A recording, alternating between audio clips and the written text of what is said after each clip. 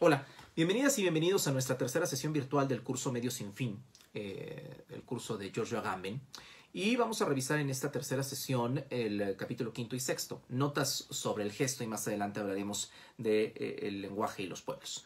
Pero entremos con este capítulo quinto, notas sobre el gesto. Por supuesto estamos hablando del gesto humano. Y desde luego, ¿cuál es la vinculación que tiene el gesto con lo político? ¿Por qué el gesto es un elemento central de la acción?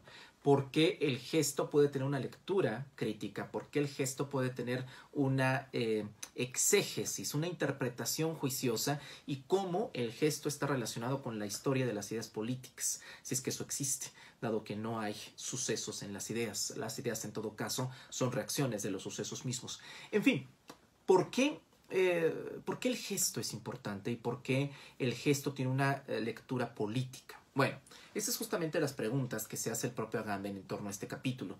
Y el propio Agamben va contestándonos poco a poco cada una de estas preguntas. Toda imagen es la reificación y alunación de un gesto, dice Agamben. Pensemos en la Gioconda, pensemos en las Meninas. Estas grandes obras de arte, el Jardín de las Delicias que tengo aquí atrás, estas obras de arte pueden ser vistas no solo como formas inmóviles y eternas, sino como fragmentos de un gesto o como fotogramas de una película perdida. En toda imagen opera siempre una suerte de ligatio, de ligamento, de vínculo, de link, un poder paralizante que es menester exorcizar, interpretar. Es como si toda la historia del arte se elevara una muda invocación de la liberación de la imagen en el gesto. El cine, que es imagen movimiento, el cine devuelve las imágenes a la patria del gesto. Y por supuesto aquí utiliza mucho los dos tomos sobre estudios del cine, de hecho son tres, sobre estudio del cine de Deleuze. Y entonces nos habla Agamben de el cine que devuelve las imágenes a la patria de los gestos y que el cine intenta eternizar, intenta capturar lo que se nos ha escurrido de las manos, lo que hemos perdido, que es justamente el gesto. El cine siempre trata de montar una serie de escenas, una serie de tramas, una serie de secuencias, pero donde el protagonista implícito son los gestos, porque los gestos siempre son estructuras de una época. Por supuesto, cuando Agamben escribe esto en 1996, perfectamente podría haber inscrito no solamente el cine, sino también TikTok. TikTok es una auténtica enciclopedia de gestos, donde a través de mensajes montados, el gesto trata de emular el mensaje y entonces se produce un auténtico discurso. Y se produce no solamente la trama de una historia, sino también el aire de un tiempo.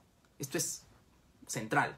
Y entonces el gesto cobra una importante relevancia en las redes sociales. Por supuesto, Agamben no tiene esa lectura porque el texto de Medios sin Fin es un texto publicado, pensado en 1996, pero perfectamente lo podemos,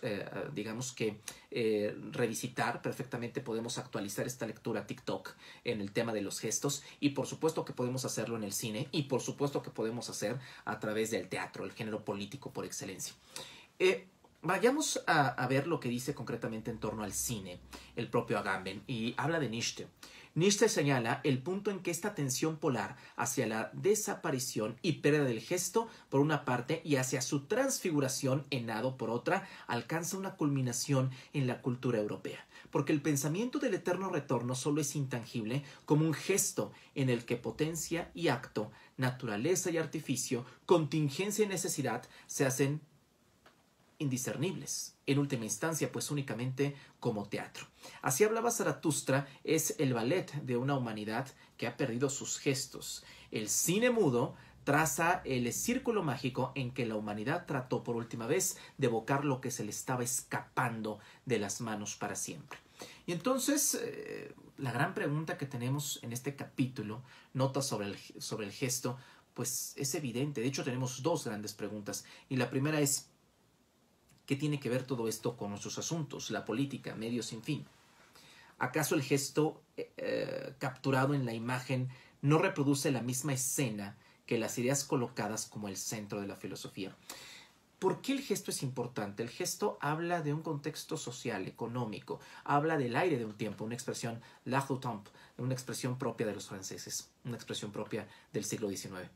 El gesto habla del aire de un tiempo. El gesto nos suscribe a una época, a una temporalidad concreta, pero el gesto, la utilización del gesto en TikTok, en el cine, en el teatro, es muy similar a la utilización, y tendríamos que decir instrumentación, a la razón instrumental en auténtica lógica kantiana, en auténtica estructuración kantiana. Es muy similar el uso del gesto en el cine, en redes sociales, a las ideas en la filosofía. Lo que hace, en una suerte de analogía, lo que hace el gesto en el cine, en el teatro, en las redes sociales, en el arte, es exactamente lo mismo, la misma función simbólica que tienen las ideas en la propia filosofía. O sea, la analogía es absoluta.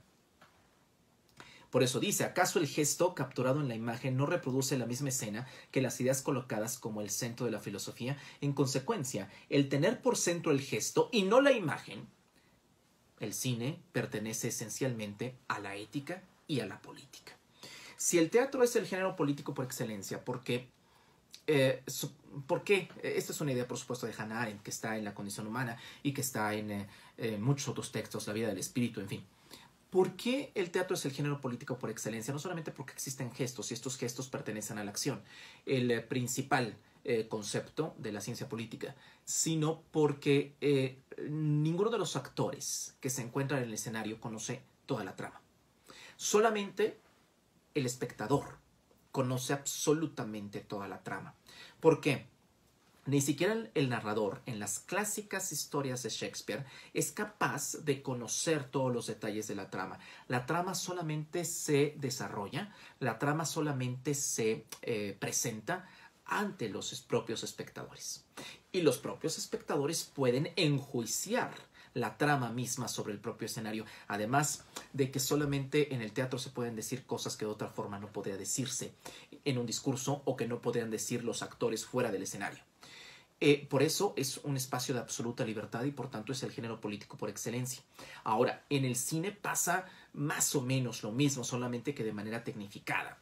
El cine pasa exactamente lo mismo. La trama no es conocida para todos los actores, solamente el espectador es capaz de ordenar y de configurar y de rescatar la trama en virtud de sus propios juicios. Y pasa lo mismo con la política del pasado, que es precisamente la historia.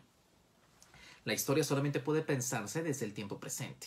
Y entonces la historia es aquello del pasado que configura nuestro presente contingente. Y entonces es el espectador, es el historiador, aquel que puede juzgar el pasado y aquel que puede decirnos en torno a los acontecimientos del pasado y en torno a la eventualidad de este pasado y cómo este pasado sigue configurando nuestro presente inmediato. La historia, lo va a decir en la serie Hannah Arendt, en la serie de ensayos que se titula de la historia a la acción, la historia no es otra cosa más que la política del pasado. Y entonces pasa lo mismo con el teatro, pasa lo mismo con el cine. El cine es dado que tiene en el centro la gestualidad y no la imagen, el cine pertenece esencialmente a la ética y por tanto a la política. De lo contrario, las tramas que están en muchas películas, pensemos The Life of Pi, una aventura extraordinaria, obviamente un tigre de Bengala que está en una lancha con Pi, con un pequeño muchacho adolescente hindú y que, terminan en una zona de Acapulco, en las costas de Guerrero, y que terminan después de un naufragio muy largo, ¿no? Por supuesto que ahí se configura el paso del estado de naturaleza al estado civil y ahí perfectamente se dan las claves en esta película del estado de naturaleza, del pacto prepolítico, cómo poder pactar con una bestia a pesar de que no se puede pactar con bestias y no se puede pactar con dioses, pensando en la lógica de Thomas Hobbes, y cómo surge justamente una suerte de dictadura soberana, dado que no puede existir un pacto político, dado que el tigre de Bengala no puede expresar su voluntad y sin embargo no está siendo gobernado, pero sí está siendo dominado. En fin, a través de arcanas imperis. O sea, ahí hay una trama concreta. O pensemos en Monster Inc. y pensemos en el texto de la condición humana, labor, trabajo y acción. Y entonces asustar es la quinta esencia de los monstruos. Y pensemos en Harry Potter, ¿no? Una revolución al final en las Reliquias de la Muerte, parte 1 y 2. Una revolución que encabeza Potter y una que trata de que trata de pelearse, que trata de enfrentar a una construcción de carácter totalitaria por Lord Voldemort. Y entonces la infinitud, una vez más, Hannah Arendt sobre la revolución, la infinitud de los sentimientos de los revolucionarios es inmensa. Y recordemos esa escena donde hay una suerte de armisticio y donde Voldemort habla en una suerte de altavoz y dice: has desperdiciado muchísima sangre preciosa, mucha sangre mágica esta noche. O sea, entréguenme a Potter y entonces habrá un armisticio y serán perdonados. En fin, claro que el cine desenvuelve una serie de acciones y hay una parte que es capital y la acción es susceptible de ser analizada políticamente. Y entonces estas acciones tienen una parte elemental. Y esta parte elemental, esta patria que hizo suya el cine son los gestos. Los gestos son parte de la acción. No pertenecen al hacer, pertenecen a otro, pertenecen a una... entre la actividad y el hacer, justamente los gestos están en una suerte de intermediación, en una suerte de mediatización entre el hacer, que es propio de la acción, y la actividad. Más adelante Agamben va a ser más claro, pero no me quiero adelantar demasiado.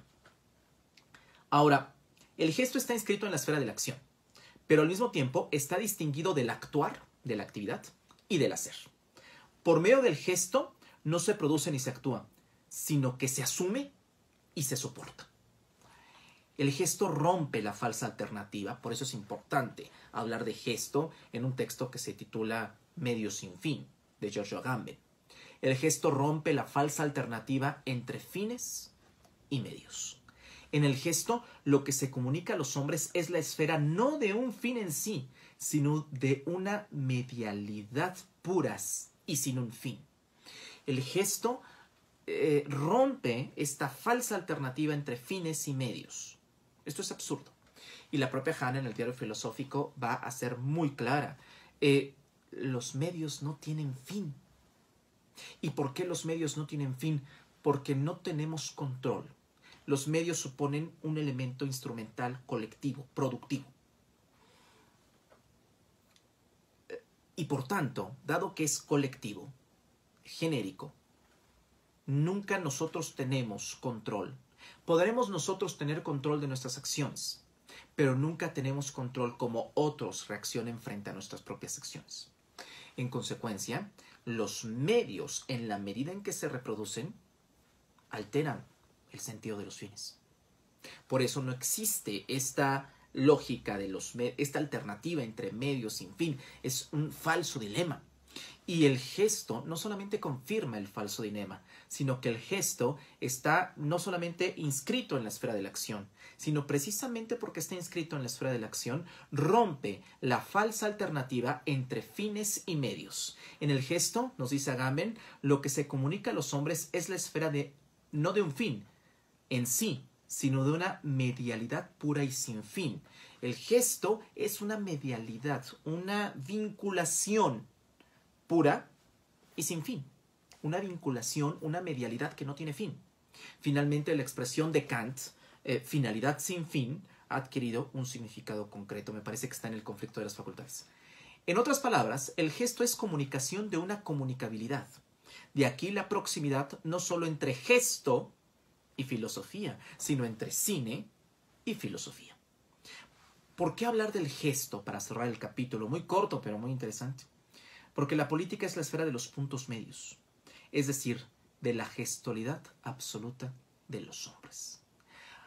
La gran lección de Agamben en este capítulo quinto es que los gestos pueden ser descifrados, pueden ser, como dice él, exorcizados, es decir, enjuiciados.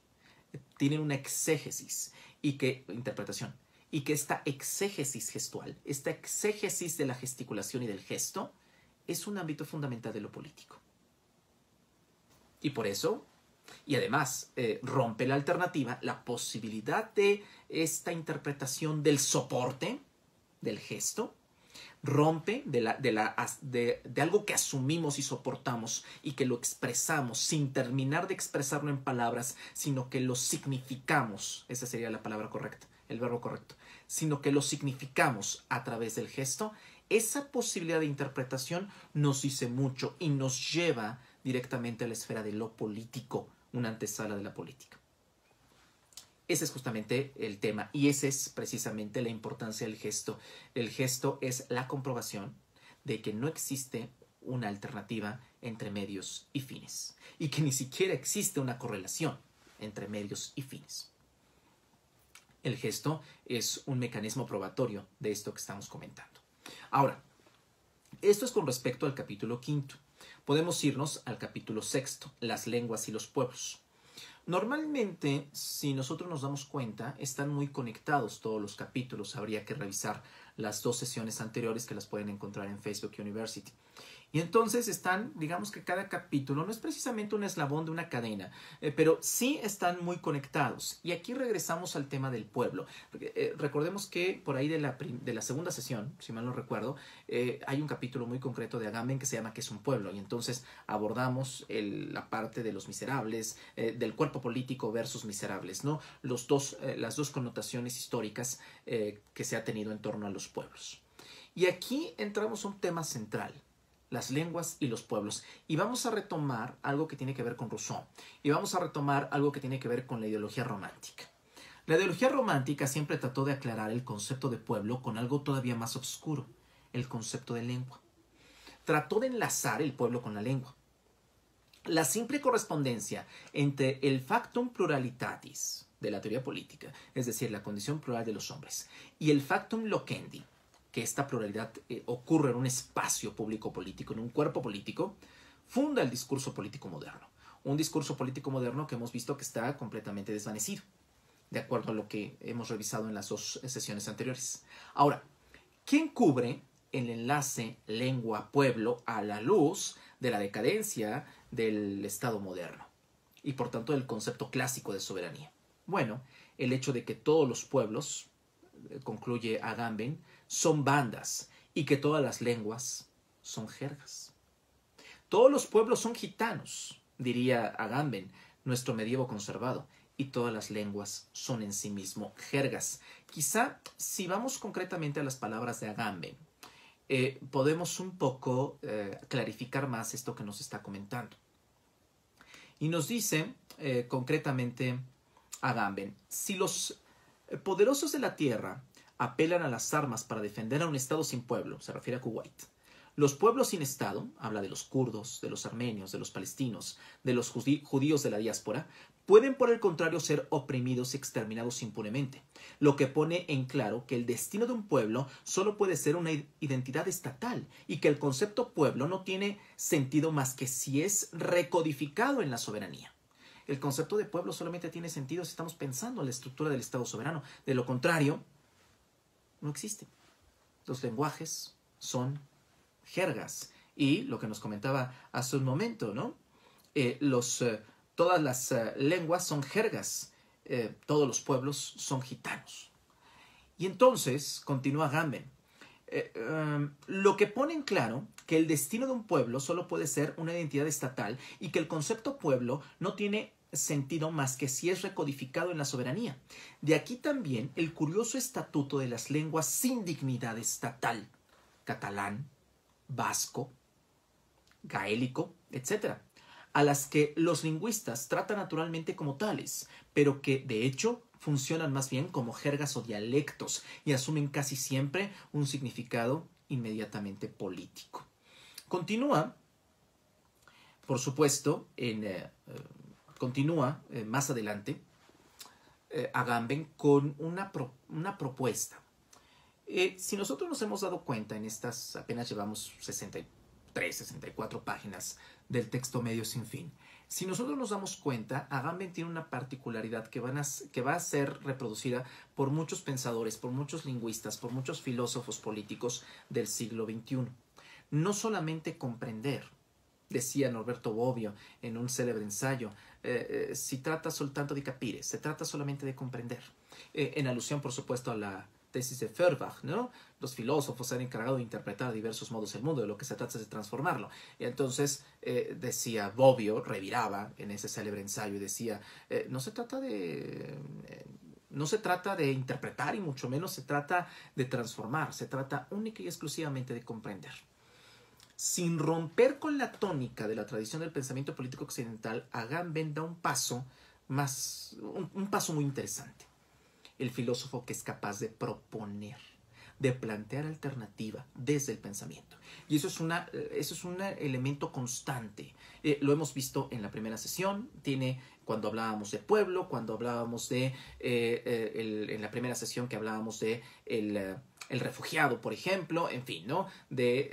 El tema del residente, cuando decía el concepto de nacionalidad, el Estado-nación que protege desde el nacimiento y que da una serie de derechos ciudadanos, pues eso está completamente quebrado.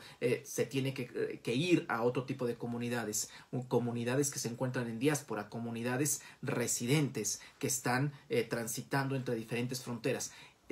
Agamben tiene el buen tino de siempre no solamente comprender, sino proponer. Y entonces, ¿cuál es la propuesta que tiene Agamben en torno al tema de los lenguajes y al tema de los pueblos? Romper la cadena existencial, lenguaje, gramática, pueblo, Estado. Está claro que el reto para la ruptura de esta cadena, lenguaje, gramática, pueblo, Estado, pues no solamente es político, sino también filosófico. Agamben escribe esto en el 96-97. No podría hacer una pregunta que nosotros sí podemos hacer. Si el lenguaje inclusivo es el comienzo, todes, si el lenguaje inclusivo, que muchos lingüistas han echado tierra en torno al mismo, que escritores nobeles de literatura reconocidos como Vargas Llosa lo han calificado como una auténtica estupidez. Si el lenguaje inclusivo es el paso justamente para romper la cadena lenguaje, gramática, pueblo, Estado. Bueno, eso por supuesto está por verse. Porque a final de cuentas, la identidad de género que reafirma el factum pluralitatis, que reafirma el hecho de la pluralidad a partir de la cual se sienta la política y por tanto su pensamiento, la filosofía política, pues la identidad de género es la confirmación de todo esto. Y entonces la ruptura del binomio ciudadanas-ciudadanos, sino porque el binomio de los sexos, clásico de los sexos, está completamente desfasado junto con el tema de la nacionalidad y junto con el tema de los derechos ciudadanos. Y entonces estamos en una suerte de involución a los orígenes en virtud de la ruptura de todo. Al origen del factum pluralitatis, al origen del hecho de la pluralidad relacionado con un factum loquendi, con un espacio concreto, físico establecido, donde ocurre la pluralidad como un hecho esencial de la vida pública política.